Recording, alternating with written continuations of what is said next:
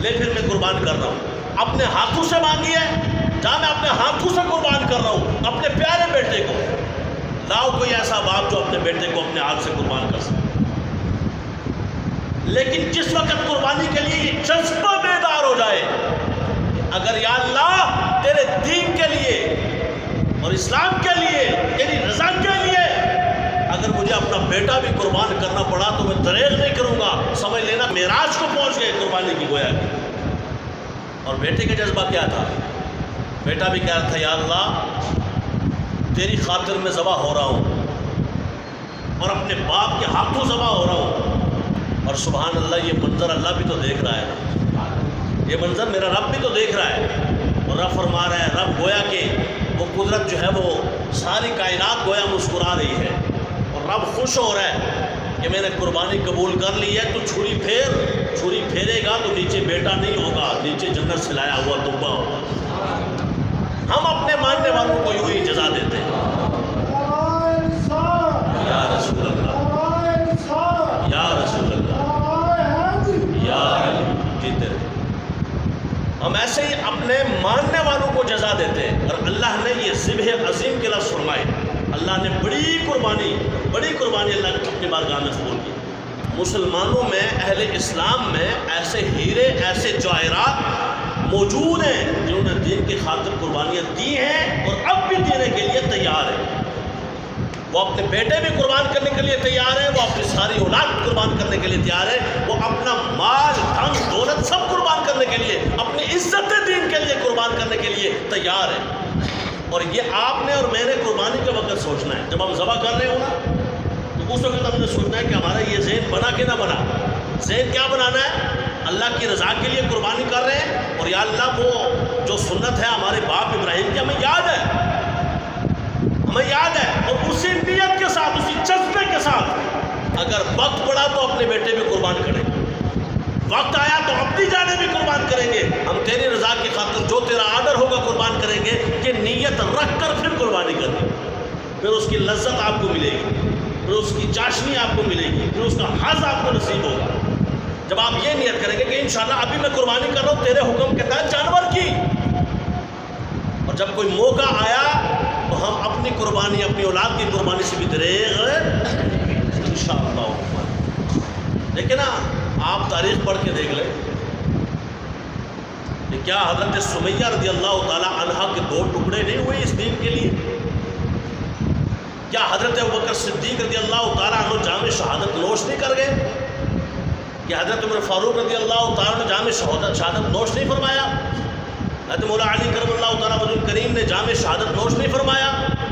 کیا امام حسین رضی اللہ تعالیٰ عنہ نے میدان کربلا میں اپنی گردن نہیں کٹوائی؟ اللہ کی رضا کی خاطر، اللہ کی مرضی کے لیے. پتہ چلا جب رب کی مرضی ہو، رب کی رضا ہو تو بندہ اپنے آپ کو کٹوانے کے لیے بھی تیار ہو جاتا ہے. اور ہونا چاہیے کہ جب رب فرمائے کہ اب تم میری بارگاہ میں قربان ہو تو دریغ نہ کیا جائے. پھر آپ اپنی جان جب اس کی رضا کی خاطر قربان کر رہے ہیں تو کیا آپ اپنا مال قربان نہیں کریں گے؟ کیا پورا فریج بھر کے آپ خود رکھ لیں گے؟ نہیں، آپ کہیں گے نہیں بھائی یہ میں نے ٹھیک ہے میرے لیے جائز ہے، میں سارا بھی کھا لوں تو رب مجھے پوچھے گا نہیں، کوئی مسئلہ نہیں. لیکن نہیں، جب یہ ذہن بن جائے گا تو آپ قربانی کر کے آپ مستحقین کو ڈھونڈ کے ان تک پہنچانے کی بھی سعی کریں گے. آپ اپنے رشتہ داروں میں بانٹنے کی بھی سعی کریں گے. آپ جہاں تک نہیں پہنچا وہاں تک پہنچانے کی بھی کوشش کریں گے. اور یہی کوشش آگے چلتے چلتے پورا سال جاری رہے گی. آپ زکوٰۃ بھی ادا کریں گے، آپ جو ہے وہ فطرانہ بھی دیتے رہتے ہیں. آپ ہر چیز جوش و جذبے سے، یار جب میں اس راہ میں اس دین کی خاطر اللہ کی رضا کے لیے اپنی جان تک پیش کر رہا ہوں تو مال کیا شے ہے، میری دولت کیا شے ہے؟ میں اپنی عزتیں، میں اپنی جان، میں اپنی دولت سب کچھ اللہ کی راہ میں لٹاتا ہوں، اب اللہ کی راہ میں قربان کرتا ہوں. اس لیے حضور علیہ السلام نے فرمایا، اے صحابہ پوچھتے ہو کہ قربانیاں کیا ہیں؟ فرمایا سنت و ابیکم ابراہیم علیہ السلام، یہ تمہارے باپ ابراہیم کی سنت ہے. حالانکہ ابراہیم علیہ السلام نے دمبا نہیں ذبح کیا تھا اپنی طرف سے، ان کی نیت دمبے کی نہیں تھی، ان کی نیت اپنے بیٹے کی تھی. بات چلی تھی حضرت ابراہیم علیہ السلام سے قربانی سے، تو بیٹے نے حضرت ابراہیم باپ کی بات مانی تھی کہ نہیں مانی تھی؟ بصر و چشم مانی تھی، کوئی آرگومنٹ نہیں کیے، کوئی آگے سے بات نہیں کی، کوئی آگے سے یہ بات بھی نہیں کہ آپ یہ کیا کرنا چاہتے ہیں، بیٹے کو ذبح کرنا چاہتے ہیں. اور ایک خواب کے اوپر، خواب تو خواب ہوتا ہے، اور اسماعیل جانتے ہیں نبی کا خواب جو ہے وہ حقیقت ہوتا ہے، وہ میرے اور آپ کی طرح خواب نہیں ہوتا. حالانکہ میرا اور آپ کا خواب بھی کئی مرتبہ آپ نے دیکھا ہوگا، میں نے تو بے شمار مرتبہ دیکھا. جو آپ خواب میں بعض اوقات دیکھتے ہیں وہ بہو وہی سامنے آتا ہے کہ نہیں آتا ہے؟ وہ بہو بالکل وہی ہو جاتا ہے. وہ بعد میں آپ کہتے ہیں وہ تو میں نے خواب میں دیکھا تھا، وہ بہو وہی ہو جاتا ہے. تو پیغمبر کے خواب کے کیا کہنے چاہیے؟ ہر خواب کی تعبیر ہے، یہ یاد رکھیے گا. ایسا نہیں کہ آپ کہیں گے اس خواب کی تعبیر ہی کوئی نہیں. تعبیر ہر خواب کی ہے، کبھی اچھی اور کبھی بری. ایز اٹ از وہی جو دیکھا ہے آپ نے وہی ہو، اس کی تعبیر یہ بھی ضروری نہیں. لیکن نبی جو دیکھتا ہے وہی ہوتا ہے، تو یہ بھی یاد رکھیں. بخاری شریف کے حدیث پاک ہے، حضور نے فرمایا جس کے خواب میں میں آؤں تو میں ہی آتا ہوں. کیوں؟ اس لیے کہ میری شکل میں شیطان نہیں آ سکتا. دیکھو ہر ایک کی شکل مجھ سمیت شیطان روپ دھار کے اختیار کر کے کسی کے خواب میں آ سکتا ہے، نہیں آ سکتا کہ آمنہ کے لال کی شکل میں نہیں آ سکتا. تو آج مجھے بتائیں نا، یہ پھر عقیدے کا موضوع ہے، تھوڑی سی بات کر دوں. اگر میرے اور آپ کے خواب میں آج بھی حضور آتے ہیں اور صبح قیامت تک آتے رہیں کہ، اور 100% ہر مسلک والا کہتا ہے حضور آئے تو حضور ہی ہے جی، حضور ہی ہے جی، ہمارے فلانے کے خواب میں آئے، فلانے کے آئے، سارے کہتے ہیں جی بالکل آتے ہیں. تو ہم کہتے ہیں جب آتے ہیں تو پھر حاضر ناظر کون سی شے کا نام ہے یہ بھی بتاؤ. تو فوت ہو گئے تو آ کیسے جاتے ہیں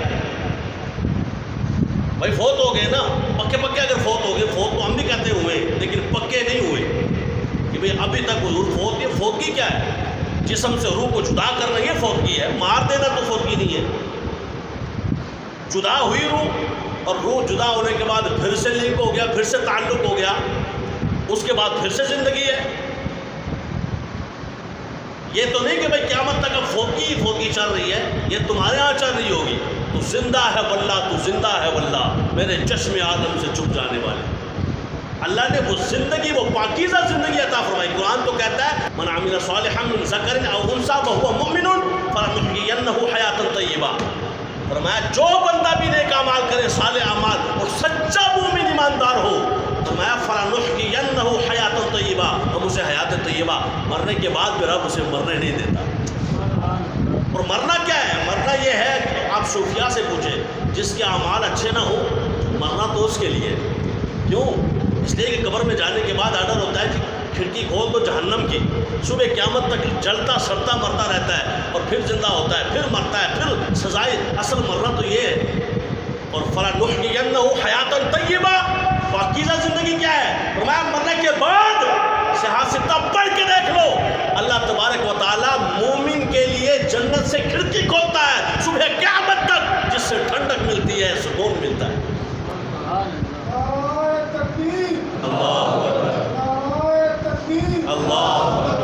اللہ ڈلا مار دو دوسرے.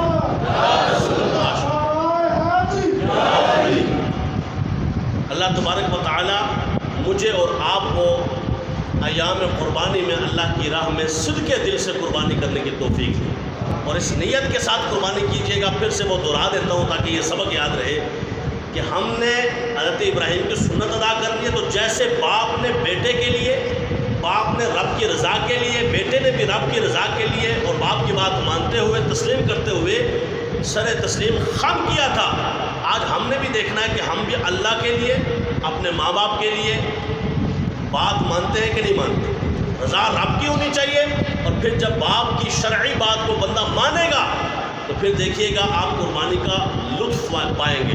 اس لیے کہ آپ کا جذبہ ہوگا جیسے انہوں نے قربان کیا تھا اپنا بیٹا، اور اپنے آپ کو قربان کیا تھا. بیٹا خود کی مثل ہی ہوتا ہے، قربان کیا تھا.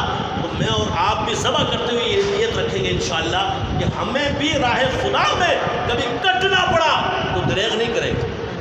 ابو بکر صدیق رضی اللہ تعالیٰ سے لے کر امام حسین رضی اللہ تعالیٰ عنہ تک، اور امام حسین رضی اللہ تعالیٰ سے لے کر ممتاز حسین تک.